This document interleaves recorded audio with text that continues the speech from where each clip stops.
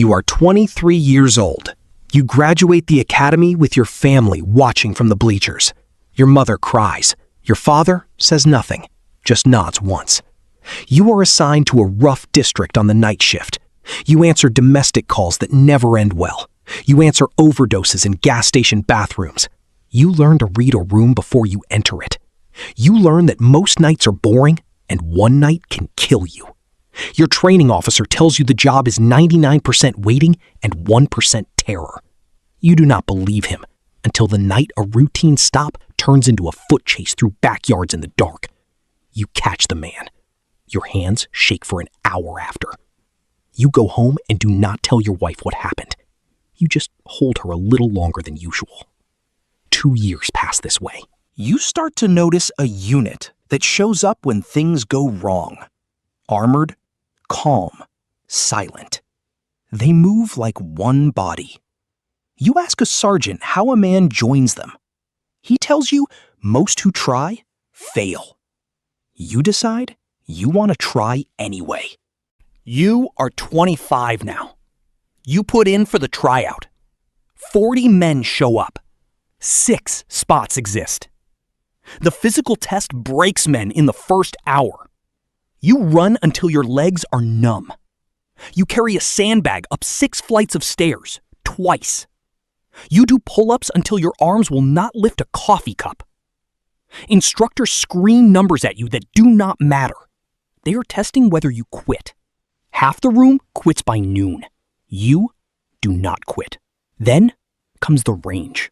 You shoot under exhaustion, hands trembling, and they grade every round. You shoot a scenario where a hostage-shaped target sits 1 foot from a threat-shaped target. You hesitate half a second. They mark it against you. That night, you cannot sleep, replaying the half second. The final cut comes by phone call, not ceremony. Your phone rings on a Tuesday afternoon. A flat voice tells you to report Monday. You do not celebrate. You just sit down on the kitchen floor and breathe. You are the newest man on the team, and everyone lets you know it. You carry the heaviest gear. You clean the range after everyone leaves. You are last through every door in training, watching the men ahead of you move like they were born doing this. You learn the stack, the tight line of bodies clearing a hallway, each man's hand on the shoulder in front of him. You learn that hesitation gets someone killed, including you. Your first real call-out is a barricaded gunman in an apartment complex. Your legs feel like water walking up the stairwell. The team leader's voice is dead calm in your earpiece. The door opens. It ends in 90 seconds. No shots fired. A man in handcuffs weeping on the floor. You realize training never fully prepares you for the actual weight of a real door. You go home, remove your gear piece by piece, and sit in your truck for 20 minutes before you can drive? 5 years in now, you are trusted. Rookies watch you the way you once watched the veterans. You have breached over 100 doors. You have talked a man down from a ledge using nothing but your voice and patience. You have also lost one, a hostage situation that ended wrong despite everything the team did right. You do not talk about that night, not even with your wife. Some nights, you dream about it anyway. Your son is born this year. You hold him in the hospital, still smelling of gun oil from a call-out 4 hours earlier. You swear silently that he will never know exactly what his father does in the dark. Your marriage strains under call-outs that come at 2 a.m. with no explanation allowed. Your wife stops asking where you were. She has learned, like you did, that some silences are not cruelty. They are protection. They promote you to lead a 4-man element.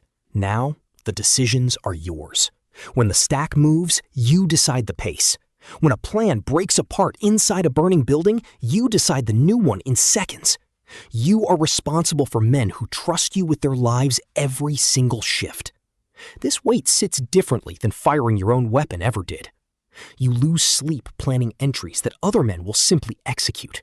You start reading buildings like blueprints in your head before you ever arrive. A rookie under your command freezes during a high-risk warrant. You pull him back yourself and take the door.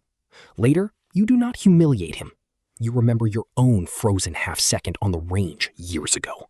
Leadership, you learn, is not about being fearless. It is about carrying fear, so your men do not have to.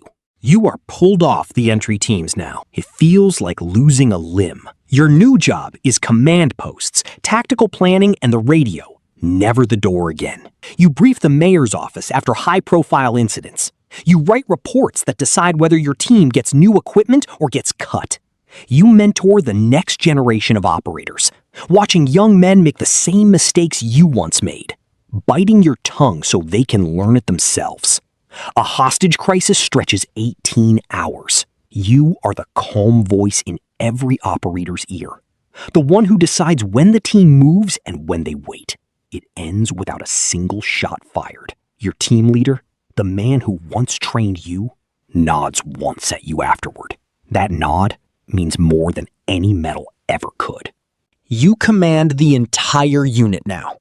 Every operator, every element leader, every decision that shapes how your city survives its worst nights ultimately lands on your desk. You sit through budget meetings, fighting for gear that keeps your men alive. You attend funerals for officers from other departments, knowing it could have been yours. You train the next commander without telling him he is being watched for the role, the same way no one told you.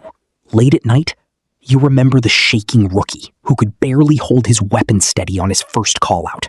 That man is still inside you, underneath the rank, underneath the calm command voice. Your son, now a teenager, asks if he can join the department one day. You do not tell him no. You just tell him the truth, that this life asks for everything and gives back only the knowledge that somewhere, because of men like you, someone got to go home tonight who otherwise wouldn't have.